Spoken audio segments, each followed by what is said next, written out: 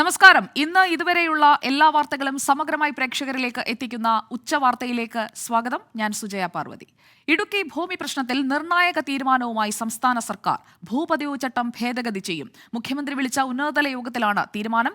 പട്ടയഭൂമിയിലെ നിർമ്മാണങ്ങൾക്ക് നിയമപരിരക്ഷ ഉറപ്പാക്കും. അനധികൃത റിസോർട്ടുകൾക്ക് പക്ഷേ പരിരക്ഷ ഉണ്ടാകില്ല. തിരുവനന്തപുരത്ത് നിന്ന് വി എ ഗിരീഷ് നൽകും കൂടുതൽ വിവരങ്ങൾ. വി എ ഗിരീഷ്, നിർണായകമായ തീരുമാനമാണ് മുഖ്യമന്ത്രി വിളിച്ചു ചേർത്ത യോഗത്തിൽ ഉണ്ടായിരിക്കുന്നത്. വിശദാംശങ്ങൾ എങ്ങനെയാണ്? തന്നെ കൊണ്ടുവന്ന ഒരു പ്രശ്നം, അതിന് സർക്കാർ തന്നെ ഇപ്പോൾ പരിഹാരം കാണുന്നു എന്നുള്ളതാണ് ഇതിൽ ഏറ്റവും പ്രധാനം. കാരണം ഇടുക്കി ജില്ലയിലെ 8 വില്ലേജുകളിൽ ഈ അനധികൃത നിർമ്മാണങ്ങൾ ഭൂമി പതിച്ചു നൽകുന്ന ഭൂമിയിൽ നിർമ്മാണങ്ങൾ വിലക്കിക്കൊണ്ട് സംസ്ഥാന സർക്കാരാണ് ഉത്തരവ് പുറപ്പെടുവിച്ചത്. പക്ഷേ സംസ്ഥാന സർക്കാർ പുറപ്പെടുവിച്ച ഉത്തരവ് ഹൈക്കോടതി സംസ്ഥാന വ്യാപകമാക്കുകയായിരുന്നു.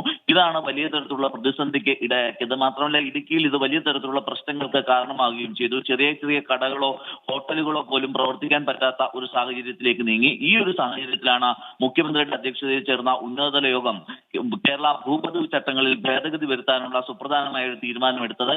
നേരത്തെ തന്നെ ഇതിനുള്ള നീക്കമുണ്ടായിരുന്നു. ഇതിന് അനുകൂലമായ നിയമോപദേശവും സർക്കാരിന് ലഭിച്ചിരുന്നു. ഇതനുസരിച്ചുകൊണ്ട് ഭൂപതിവ് ചട്ടത്തിൽ ഇപ്പോൾ ഭേദഗതി കൊണ്ടുവരാനാണ് സർക്കാർ തീരുമാനിച്ചിരിക്കുന്നത്. ഭൂപതിവ് ചട്ടം അനുസരിച്ച് പതിച്ചു നൽകുന്ന ഭൂമിയിൽ ഏതാവശ്യത്തിനാണോ പതിച്ചു നൽകുന്നത് ആ ആവശ്യങ്ങൾക്ക് മാത്രമേ ഉപയോഗിക്കാവൂ എന്നാണ് വ്യവസ്ഥ ചെയ്യുന്നത്.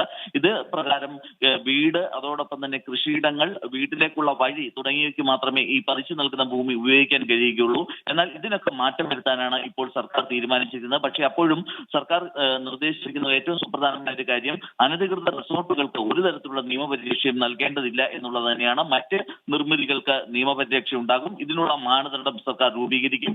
അതോടൊപ്പം തന്നെ പട്ടയ പ്രശ്നത്തിലെ മറ്റ് വിഷയങ്ങളിൽ പരിഹാരം കാണാനും തീരുമാനമായിട്ടുണ്ട്. ഇതിനുവേണ്ടി ഒരു ചട്ടം കൊണ്ടുവരാനും തീരുമാനിച്ചിരിക്കുന്നു. ഏറ്റവും പ്രധാനപ്പെട്ട കാര്യം, ഇടുക്കി ജില്ലയിൽ മാത്രമായി കേരള ഭൂപതിവ് ചട്ടത്തിൽ ഭേദഗതി വരുത്താൻ സാധ്യമല്ല. കാരണം ഇങ്ങനെ ഒരു ഭേദഗതി കൊണ്ടുവന്നാൽ അത് സംസ്ഥാനത്തൊട്ടാകെ നിലനിൽക്കുന്ന ഒരു ഭേദഗതിയായി മാറും. അതുകൊണ്ട് തന്നെ ഇത് സംസ്ഥാനത്തൊട്ടാകെ ഈ നിയമത്തിന് അല്ലെങ്കിൽ കൊണ്ടുവരുന്ന ഭേദഗതിക്ക് പ്രാബല്യം ഉണ്ടാകും എന്നുള്ളതാണ് ഇതിലെ ഏറ്റവും പ്രധാനം. സുജയ.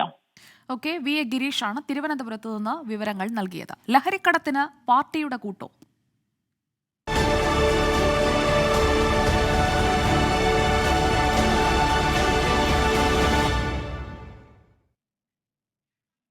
നിരോധിത ലഹരി വസ്തു കടത്തിൽ CPIM നേതാവ് എ ഷാനവാസിനെതിരെ ഉയർന്ന ആരോപണം പാർട്ടി ഗൗരവമായി പരിശോധിക്കുമെന്ന് ആലപ്പുഴ ജില്ലാ സെക്രട്ടറി ആർ നാസർ. ലഹരിക്കടത്തിൽ എന്തെങ്കിലും പങ്കുണ്ടെങ്കിൽ ഷാനവാസിനെതിരെ നടപടി ഉറപ്പാണ്. തെറ്റു ചെയ്തവരെ പാർട്ടി സംരക്ഷിക്കില്ലെന്നും അത്തരക്കാർക്കുള്ള ഇടമല്ല CPIM എന്നും ജില്ലാ സെക്രട്ടറി പറഞ്ഞു.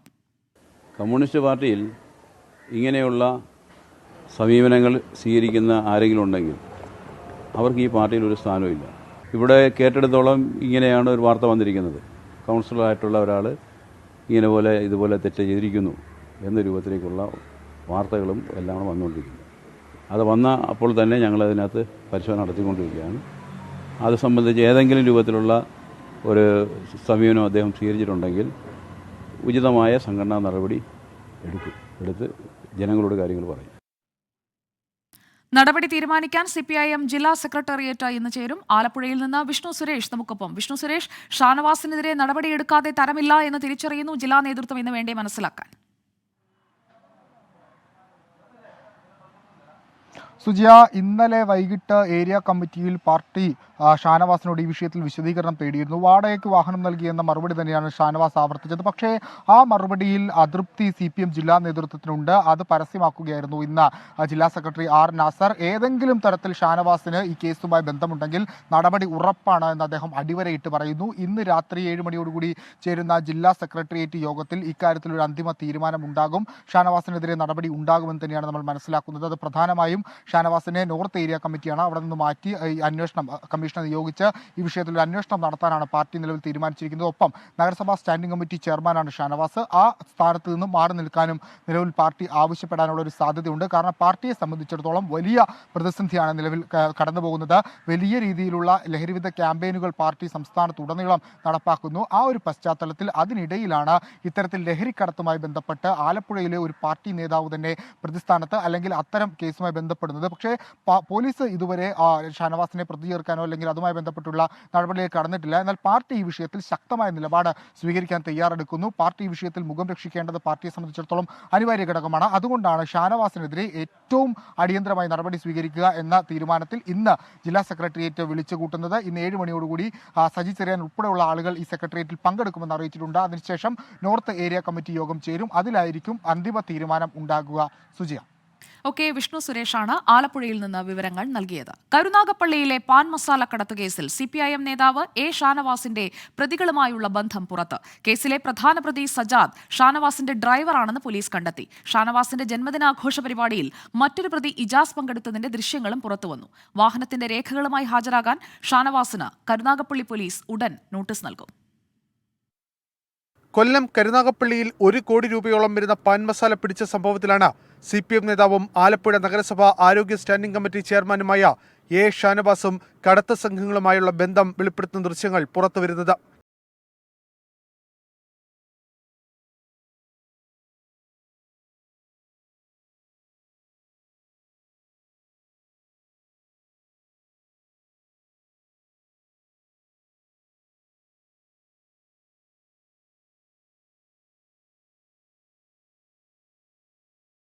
നേതാക്കൾ സാമൂഹ്യ മാധ്യമങ്ങളിൽ നിന്നും പിറന്നാൾ ആഘോഷ ചിത്രങ്ങൾ നീക്കുകയും ചെയ്തു.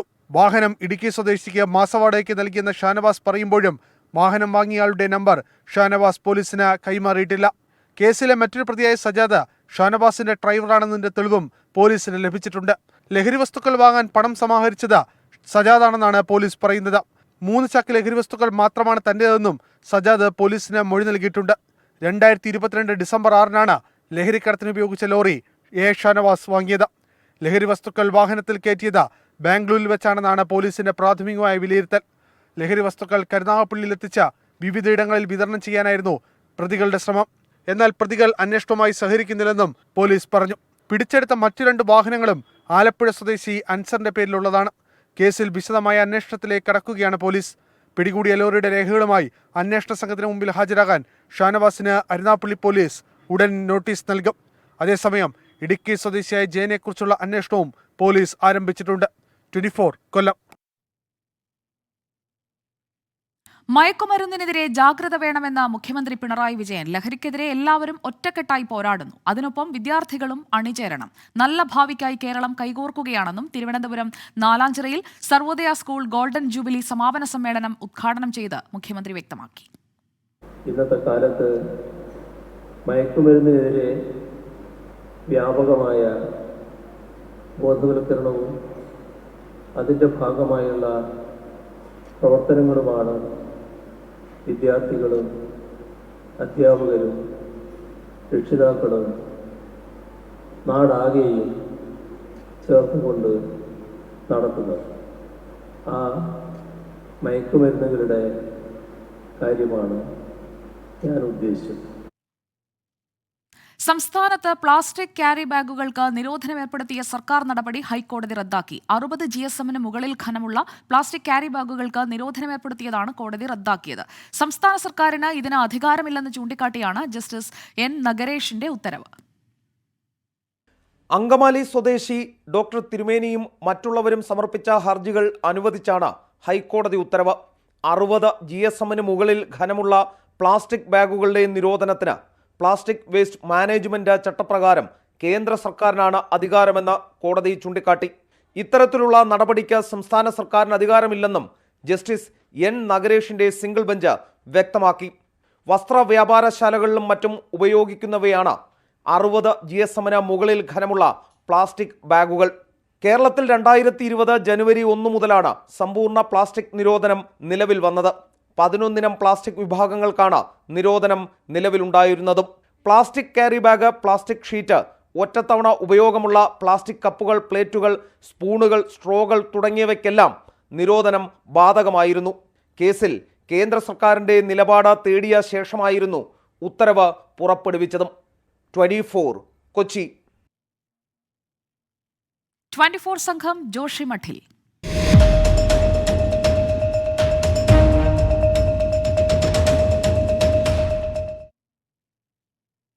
ഉത്തരാഖണ്ഡിലെ ഭൗമ പ്രതിഭാസത്തിന്റെ ആഘാതം അതിരൂക്ഷമായ ജോഷിമഠിൽ 24 സംഘം പ്രദേശത്ത് ഇടിഞ്ഞുതാഴൽ തുടരുകയാണ്. മേഖലയിലെ 4000-ഓളം പേരെ ഒഴിപ്പിച്ചതായി സംസ്ഥാന സർക്കാർ കേന്ദ്ര ആഭ്യന്തര മന്ത്രാലയത്തെ അറിയിച്ചു. കർണപ്രയാഗിലും വിള്ളൽ കണ്ടെത്തി. അതിനിടെ കേന്ദ്ര സംസ്ഥാന സർക്കാരുകൾക്കെതിരെ വിമർശനവുമായി ശങ്കരാചാര്യ മഠം രംഗത്തെത്തി.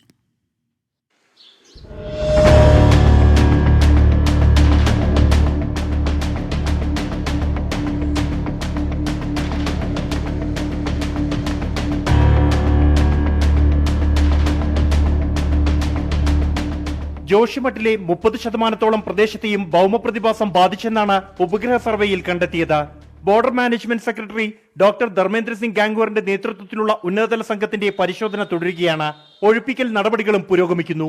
ഗുരുതരമായി കേടുപാടുകൾ പറ്റിയ 2 ഹോട്ടലുകൾ പൊളിക്കാൻ നടപടികൾ ആരംഭിച്ചു. പൊളിക്കൽ സംബന്ധിച്ച് യാതൊരു അറിയിപ്പും ലഭിച്ചില്ലെന്ന് ഹോട്ടൽ ഉടമ ആരോപിച്ചു.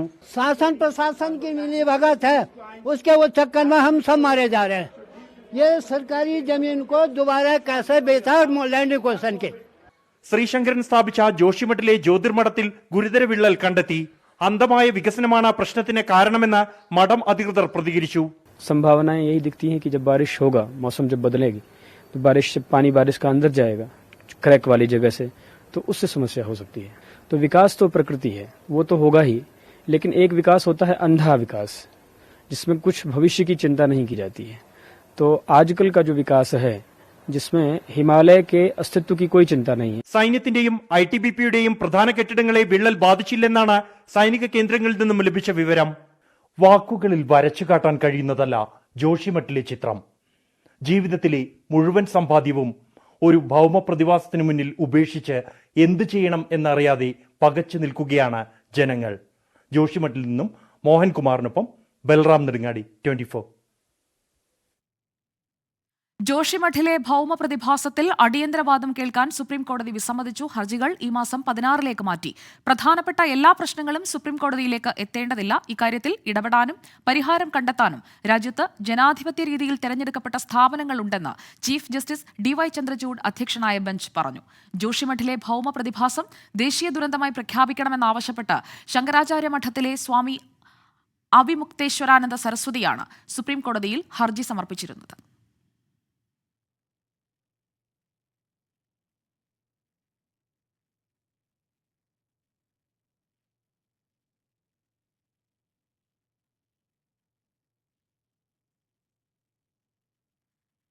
ജോഷിമഠിലെ ഭൗമ പ്രതിഭാസം നേരിട്ട് വിലയിരുത്താൻ കേന്ദ്ര പ്രതിരോധ സഹമന്ത്രി അജയ് ഭട്ട് അവിടെ എത്തിയിരുന്നു. ജോഷിമഠിൽ നിന്ന് തത്സമയ വിവരങ്ങൾ എത്തിച്ചുകൊണ്ടിരിക്കുകയാണ് 24 വാർത്താ സംഘം. ബൽറാം നെടുങ്ങാടി ജോഷിമഠിൽ നിന്ന് തത്സമയം ചേരുന്നു നമുക്കൊപ്പം ഉച്ചവാർത്തയിൽ. ബൽറാം നെടുങ്ങാടി, പൊളിച്ചു നീക്കുന്ന നടപടികൾ ഇന്ന് രാവിലെയാണ് അവിടെ തുടങ്ങിയത്. ജോഷിമഠിൽ നിന്ന് ഇപ്പോൾ നൽകാൻ കഴിയുന്ന വിവരങ്ങൾ എന്തൊക്കെയാണ്? സുജയ പാർവതി, പൊളിച്ചു നീക്കുന്ന നടപടികൾ ആരംഭിച്ചിരിക്കുന്നു. എന്നാൽ ഇപ്പോൾ അത് തുടരുകയാണ്. അല്പസമയത്തിനകം ഇന്ന് വൈകിട്ടോട് മാത്രമേ പൊളിച്ചു നീക്കുന്നതുമായി ബന്ധപ്പെട്ട ഒരു അന്തിമ തീരുമാനമുണ്ടാകൂ. അതേസമയം നമ്മളിപ്പോൾ ഉള്ളത് ജോഷിമഠിലെ പാണ്ഡേജിയുടെ വീട്ടിലാണ്. ഈ വീട്ടിൽ നിന്ന് തന്നെ ഇവിടെ ഉണ്ടായ ഈ ഭൗമ പ്രതിഭാസത്തിന്റെ ഭീകരത കൃത്യമായി ബോധ്യപ്പെടുന്ന വീടുകളിൽ ഒന്നാണ്. നമുക്ക് കാണാം, ഈ വീടിന്റെ ചുവർ ഏതാണ്ട് 3 ഇഞ്ചോളം വീതിയിൽ വിണ്ട് കീറിയിരിക്കുന്നു. നിലത്ത് വലിയ ഒരു ഗർത്തം തന്നെ രൂപപ്പെട്ടിരിക്കുകയാണ്. ഇത് ഏതാണ്ട് 1 അടിയോളം ഇടിഞ്ഞതാണിരിക്കുകയാണ് ഈ മേഖല. അതോടെ ഒപ്പം തന്നെ ഈ മേൽക്കൂരയിലും വലിയ വിള്ളൽ ഉണ്ടായിരിക്കുന്നു. ഇത്തരത്തിൽ ഏതാണ്ട് ഈ പ്രദേശത്തുള്ള 6-7 വീടുകൾ, ഇതിന് പരിസരത്തുള്ള വീടുകൾ തന്നെ ഇത്തരത്തിൽ വിള്ളലുകൾ ഉണ്ടായിട്ടുണ്ട്. നമുക്ക് ദൃശ്യങ്ങളിൽ കാണാം, പല വലിയ തോതിലുള്ള ഇവിടെ താമസിക്കാൻ കഴിയാത്ത വിധത്തിലുള്ള വിള്ളലാണ്, കേടുപാടുകളാണ് ഈ വീടുകളിൽ ഉണ്ടായിരിക്കുന്നത്. ഇവരെല്ലാം തന്നെ അതുകൊണ്ട് ഈ വീടുകൾ ഉപേക്ഷിച്ച് പോയിരിക്കുകയാണ്.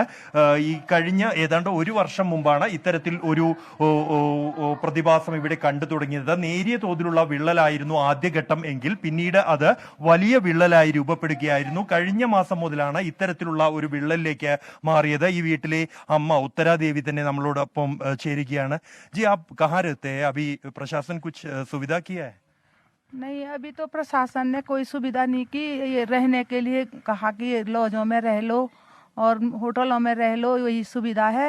मैं यहाँ तो मिलन केंद्र में रहती, मंदिर के पास. खाना सब खाना होना तो अभी हमारे पास था, पर वैसे पूछ ही रहे, अब ये भी क्या बोलना, पूछने तो आते ही, पर अभी अपने ही पास था, उसी को दिया भी है थोड़ा बहुत, 1-2 आगे क्या करेगा?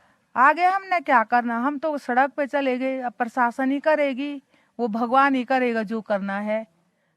अब हम क्या करें, हम तो हमारे पास तो कुछ है ही नहीं, अब जितना था सारा इसी पे लगा दिया। अब വിജയപാർവതി, തീർത്തും ദയനീയമാണ് ഇവരുടെ വാക്കുകൾ എന്നുള്ളത്. കാരണം തങ്ങളുടെ സമ്പാദ്യം മുഴുവൻ ഈ വീടിലാണ് വിനിയോഗിച്ചത്. ആ വീട് തകർന്ന് പോയിരിക്കുന്നു. ഇനി ഉപയോഗിക്കാൻ കഴിയാത്ത സാഹചര്യമുണ്ട്.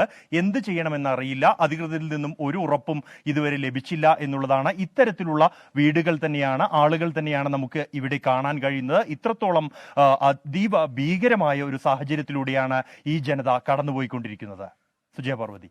ഓക്കെ, ബൽറാം നെടുങ്ങാടി, ജോഷിമഠിൽ സംഭവിക്കുന്നതിന്റെ ആ ദുരന്തത്തിന്റെ നേർചിത്രം, അതിന്റെ വ്യാപ്തി പ്രേക്ഷകരിലേക്ക് എത്തിക്കുകയായിരുന്നു. കൂടുതൽ തത്സമയ റിപ്പോർട്ടുകൾ അവിടെ നിന്ന് ബൽറാം നെടുങ്ങാടിയും ക്യാമറാമാൻ മോഹൻകുമാറും പ്രേക്ഷകരിലേക്ക് ഇനിയും എത്തിക്കും. ഇപ്പോൾ മറ്റു വാർത്തകളിലേക്ക്.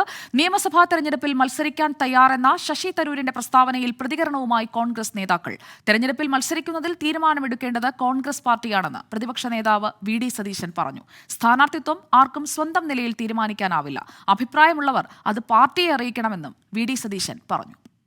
സംഘടനാപരമായ കാര്യങ്ങളാണ്. സംഘടനാപരമായ കാര്യങ്ങൾ സംഘടനയിൽ തീരുമാനിച്ച് സംഘടനയുടെ ഒരു തീരുമാനത്തിൻ്റെ ഇതാ പറയുന്നത്. അതൊക്കെ KPCC പ്രസിഡന്റിനോടാണ് നിങ്ങൾ ചോദിക്കേണ്ടത്. അദ്ദേഹം പറയും. അല്ലാതെ അവരവർ തീരുമാനിക്കേണ്ട കാര്യങ്ങളല്ല ഇത് പാർട്ടി തീരുമാനിക്കേണ്ട കാര്യങ്ങളാണ്. സംഘടനാപരമായി പാർട്ടി എടുക്കേണ്ട തീരുമാനമാണ്. ഓരോരുത്തർക്ക് വേണമെന്നും വേണ്ട എന്നും പറയാവുന്നതൊരു ശരിയായ രീതിയല്ല. അല്ല, അതിനോട് ശരിയായ രീതിയല്ല. അപ്പോൾ അത് പാർട്ടിയിൽ ചർച്ച ചെയ്ത് അവർക്കുള്ള അഭിപ്രായങ്ങൾ പാർട്ടിയെ അറിയിച്ച് പാർട്ടിയിൽ ചർച്ച ചെയ്ത് പാർട്ടിയുടെ തീരുമാനത്തിൻ്റെ വിധേയരായി പ്രവർത്തിക്കാൻ ഉള്ളതാണ്. നിയമസഭയിലേക്ക് മത്സരിക്കാൻ താൽപര്യമുണ്ടെങ്കിൽ ഡോക്ടർ ശശി തരൂർ പറയേണ്ടത് പാർട്ടി നേതൃത്വത്തോടാണെന്ന് UDF കൺവീനർ MM ഹസൻ. സ്വന്തം നിലയിൽ തീരുമാനം പ്രഖ്യാപിക്കാൻ ആർക്കും അധികാരമില്ല. സംഘടനാ ചട്ടക്കൂടിൽ നിന്ന് പ്രവർത്തിക്കുമ്പോഴേ പാർട്ടിക്കും മുന്നണിക്കും അത് ഗുണം ചെയ്യൂ എന്നും MM ഹസൻ 24-നോട് പ്രതികരിച്ചു. അഖിലേന്ത്യാ കോൺഗ്രസ് കമ്മിറ്റിയുടെ പ്രസിഡന്റായി മത്സരിച്ച ആളാണ്. അദ്ദേഹത്തിന് മുഖ്യമന്ത്രിയാകാൻ ആഗ്രഹമുണ്ടെങ്കിൽ അദ്ദേഹം തീർച്ചയായിട്ടും നിയമസഭയിൽ മത്സരിക്കാൻ ആഗ്രഹമുണ്ടെങ്കിൽ അതെല്ലാം അദ്ദേഹം പാർട്ടി നേതൃത്വത്തോടാണ് പറയേണ്ടത്, അല്ലാതെ പത്രക്കാരോടും ജനങ്ങളോടും അല്ല പറയേണ്ടത്. ഒരു ദിവസം രാവിലെ ഞാൻ നിയമസഭയിൽ മത്സരിക്കുമെന്ന് നമുക്ക് പ്രഖ്യാപിക്കാനുള്ള അധികാരമില്ല. സംഘടനാ ചട്ടക്കൂടിൽ നിന്നുകൊണ്ട് സംഘടനയെ ശക്തിപ്പെടുത്താൻ പ്രവർത്തിക്കുമ്പോൾ മാത്രമേ ഒരു നേതാവിൻ്റെ ആ നേതൃത്വം പാർട്ടിക്കും മുന്നണിക്കും ഗുണകരമാകും. അദ്ദേഹം അങ്ങോട്ട് പോകുമ്പോഴല്ലേ ഓരോരുത്തരും സംസാരിക്കുന്നത്. അതിനൊന്നും ഒരു പുതുമയുമില്ല. നിയമസഭാ തെരഞ്ഞെടുപ്പിൽ ആരു മത്സരിക്കണമെന്ന കാര്യം തീരുമാനിക്കേണ്ടത് ഹൈക്കമാൻഡാണെന്ന് കെ മുരളീധരൻ MP പറഞ്ഞു. ആര് മത്സരിക്കണം ആര് മത്സരിക്കേണ്ട തീരുമാനിക്കുന്നത് കോൺഗ്രസ് ഹൈക്കമാൻഡാണ്. ഹൈക്കമാൻഡിന്റെ നിർദ്ദേശങ്ങൾ ചിലരോട് മത്സരിക്കാൻ പറയും, ചിലരോട് മാറി നിൽക്കാൻ പറയും. അതൊക്കെ കോൺഗ്രസിന്റെ ദേശീയ നേതൃത്വം, ഞങ്ങളുടെ ദേശീയ അധ്യക്ഷനായിട്ടുള്ള മല്ലികാർജുൻ ഖാർഗെജിയും ശ്രീ രാഹുൽ ഗാന്ധിയൊക്കെ കൂടെ എടുക്കേണ്ട തീരുമാനമാണ്. അത് നമ്മുടെ അഭിപ്രായത്തിന് പ്രസക്തിയില്ല. ഏതായാലും ലോക്സഭയിലേക്ക് മത്സരിക്കാനുള്ള താല്പര്യം ഞാൻ ഹൈക്കമാൻഡിനെ അറിയിച്ചിട്ടുണ്ട്. വേദിയൊഴിയാതെ വിവാദം.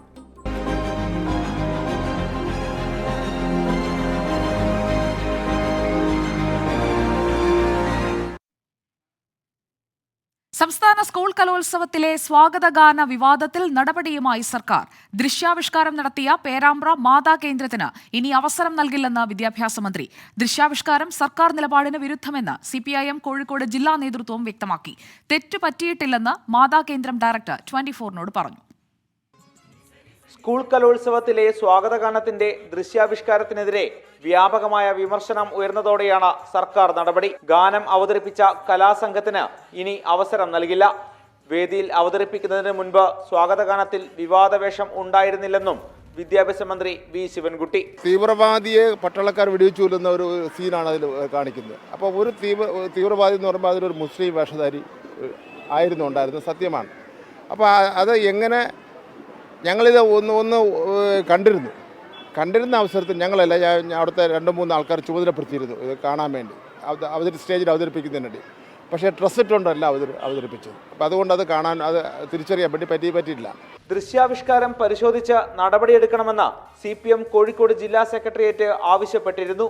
അപ്പോൾ അതുമായി ബന്ധപ്പെട്ട് അങ്ങനെ ഒരു തെറ്റായ രീതിയിലുള്ള ഒരു ചിത്രീകരണം എങ്ങനെ വരാനിടയായി, അത് സംബന്ധിച്ച ഒരു പരിശോധന നടത്തി ആവശ്യമായ നടപടികൾ കൈക്കൊള്ളണം എന്നുള്ളതാണ് CPIM-ന്റെ നിലപാട്. മുസ്ലിം വേഷധാരിയെ തീവ്രവാദിയാക്കി ചിത്രീകരിച്ചത് ബോധപൂർവമല്ലെന്നാണ് ദൃശ്യാവിഷ്കാരം നടത്തിയ പേരാമ്പ്ര മാതാ കേന്ദ്രത്തിന്റെ വിശദീകരണം. രാഷ്ട്രീയ ബന്ധമില്ലെന്നും മാതാ കേന്ദ്രം ഡയറക്ടർ കനകദാസ് 24-നോട് പറഞ്ഞു. മാതാ എന്ന് പറഞ്ഞാൽ Malayalam theatrical heritage and arts എന്നാണ് അതിൻ്റെ പൂർണ്ണമായ പേര്. അതിൽ യാതൊരു രാഷ്ട്രീയ ബന്ധവുമില്ല. ഏകദേശം 200ഓളം ആർട്ടിസ്റ്റുമാർ പഠന ഗവേഷണം നടത്തുന്ന ഒരു സ്ഥാപനമാണ് മാതാ. CPM ജില്ലാ സമ്മേളനത്തിലും നിരവധി സർക്കാർ പരിപാടികളിലും കലാപരിപാടികൾ അവതരിപ്പിച്ച കൂട്ടായ്മയാണ് മാതാ കേന്ദ്രം. വിവിധ ബ്യൂറോകൾക്കൊപ്പം 24 കോഴിക്കോട്. കലോത്സവത്തിലെ സ്വാഗതഗാനത്തിൽ വിവാദമില്ലെന്ന് CPIM സംസ്ഥാന സെക്രട്ടറി MV ഗോവിന്ദൻ. ശരിയല്ലാത്ത കാര്യങ്ങൾ ഉണ്ടെങ്കിൽ പരിശോധിക്കും. CPIM-ഉം സർക്കാരും ഒരു മതത്തിനും വിശ്വാസത്തിനും എതിരല്ലെന്നും MV ഗോവിന്ദൻ കണ്ണൂരിൽ പറഞ്ഞു. ഞങ്ങളൊരു മതത്തിനോ വിശ്വാസത്തിനോ എതിരായ നിലപാട് സ്വീകരിക്കുന്നവരല്ല. CPM-ഉം അല്ല, ഗവൺമെൻറ്റും അല്ല. അപ്പോൾ അതിൽ നിന്ന് വ്യത്യസ്തമായ, അതിന് അപവാദമായ എന്തെങ്കിലും കാര്യം ഉണ്ടായിട്ടുണ്ടെങ്കിൽ അത് പരിശോധിച്ച് ആവശ്യമായ നിലപാട് സ്വീകരിക്കും. അതിപ്പോൾ അവർ പരിശോധിച്ച് അത് ശരിയല്ലായിരുന്നു എന്ന് ഇപ്പോൾ വ്യക്തമാക്കിയിട്ടുണ്ട്. അത്രയേ ഉള്ളൂ. കലോത്സവ സ്വാഗതഗാന വിവാദത്തിൽ മുഖ്യമന്ത്രിക്ക് ധാർമ്മിക ഉത്തരവാദിത്തമുണ്ടെന്ന് K മുരളീധരൻ MP. ഒരു മതവിഭാഗത്തെ ഭീകരരായി ചിത്രീകരിച്ചത് യോഗി ആദിത്യനാഥ് ഭരിക്കുന്ന UP-യിലല്ല, മന്ത്രി PA മുഹമ്മദ് റിയാസിന്റെ നേതൃത്വത്തിലാണ് ഒരുക്കങ്ങൾ നടന്നതെന്നും മുരളീധരൻ കുറ്റപ്പെടുത്തി. ഗവൺമെന്റ് നടത്തിയ, സർക്കാർ നടത്തിയ ഒരു കലോത്സവത്തിന്റെ സ്വാഗതഗാനം ഈ രീതിയിലാക്കിയതാരാ? ഇതാരാ? മോഡിയാണ് അന്വേഷിക്കേണ്ടത്. അതുകൊണ്ട് ഇതിന്റെ ഉത്തരവാദിത്വം, ധാർമ്മിക ഉത്തരവാദിത്വം മുഖ്യമന്ത്രിക്കുണ്ട്, ഗവൺമെന്റിനുണ്ട്. അതുകൊണ്ട് മുഖ്യമന്ത്രി ഈ നാട്ടിലെ മൈനോറിറ്റി വിഭാഗത്തിനോട് അധികം മാപ്പ് പറയുന്നത്. ത്രിപുര നിയമസഭാ തെരഞ്ഞെടുപ്പിൽ CPIM കോൺഗ്രസ് സഖ്യത്തിൽ തീരുമാനം ഇന്നുണ്ടാകും. അഗർത്തലയിൽ ചേരുന്ന CPIM സംസ്ഥാന കമ്മിറ്റി എടുക്കുന്ന തീരുമാനം കേന്ദ്ര കമ്മിറ്റിയുടെ അംഗീകാരത്തിന് വിടും. ഈ മാസം 28-ന് കൊൽക്കത്തയിൽ ചേരുന്ന കേന്ദ്ര കമ്മിറ്റിയാകും അന്തിമ തീരുമാനം സ്വീകരിക്കുക. BJP-യെ ഭരണത്തിൽ നിന്ന് താഴെ ഇറക്കുക ലക്ഷ്യമിട്ടാണ് തെരഞ്ഞെടുപ്പ് സഹകരണത്തിലേക്ക് കോൺഗ്രസും CPIM-ഉം നീങ്ങുന്നത്. അതേസമയം പാർട്ടി കോൺഗ്രസ് നയം അനുസരിച്ച് മാത്രമേ തീരുമാനം ഉണ്ടാവുകയുള്ളൂ എന്നാണ് CPIM വ്യക്തമാക്കിയത്. ത്രിപുരയിലെ കോൺഗ്രസ് സഖ്യത്തിൽ നിലപാട് വ്യക്തമാക്കി CPIM സംസ്ഥാന സെക്രട്ടറി MV ഗോവിന്ദൻ. BJP അധികാരത്തിൽ വരരുതെന്നാണ് പാർട്ടിയുടെ പൊതുനിലപാട്. BJP-യെ പരാജയപ്പെടുത്താൻ കഴിയുന്നവരുടെ വോട്ടുകൾ ഏകോപിപ്പിക്കാൻ ശ്രമിക്കും. ഓരോ സംസ്ഥാനത്തെയും ഓരോ യൂണിറ്റായി കണ്ടാണ് നിലപാട് സ്വീകരിക്കുന്നതെന്നും MV ഗോവിന്ദൻ കണ്ണൂരിൽ വ്യക്തമാക്കി. നമ്മുടെ പൊതുവായുള്ള നിലപാട് BJP അധികാരത്തിൽ വരാൻ പാടില്ല. അധികാരത്തിൽ വരാതിരിക്കുന്നതിന് ഓരോരോ സംസ്ഥാനവും ഓരോ യൂണിറ്റായി എടുക്കണം. ആ യൂണിറ്റായിട്ട് എടുക്കുമ്പോൾ അവിടെ ആർക്കാണോ BJP-യെ പരാജയപ്പെടുത്താൻ സാധിക്കുക, BJP വിരുദ്ധ വോട്ടുകൾ എങ്ങനെയാണ് ഏകോപിതമായ രീതിയിൽ ഏത് സ്ഥാനാർത്ഥിക്ക് അനുകൂലമായിട്ടാണ്, ഏത് പാർട്ടിക്ക് അനുകൂലമായിട്ടാണോ ചെയ്യേണ്ടത് അത് ചെയ്യണമെന്നാണ് പാർട്ടി കണ്ടിട്ടുള്ളത്. തമിഴ്നാട് ഗവർണർ RN രവിക്കെതിരെ പ്രതിഷേധം ശക്തമാകുന്നു. ഗവർണറെ പുറത്താക്കണമെന്നാവശ്യപ്പെട്ട് വിദ്യാർത്ഥികൾ ഉൾപ്പെടെ പ്രതിഷേധിച്ചു. അതിനിടെ രാജ്ഭവനിൽ നിന്നുള്ള പൊങ്കൽ ക്ഷണക്കത്തിൽ തമിഴ്നാട് ഗവർണർ എന്നതിന് പകരം തമിഴകം എന്ന് രേഖപ്പെടുത്തിയത് വിവാദമായി. ചെന്നൈ, തിരുവള്ളൂർ, ധർമ്മപുരി, കോയമ്പത്തൂർ, പുതുച്ചേരി തുടങ്ങിയ വിവിധ മേഖലകളിലാണ് പ്രതിഷേധം. ഗവർണറെ പുറത്താക്കണമെന്നാവശ്യപ്പെട്ട വിദ്യാർത്ഥികളും തെരുവിലിറങ്ങി.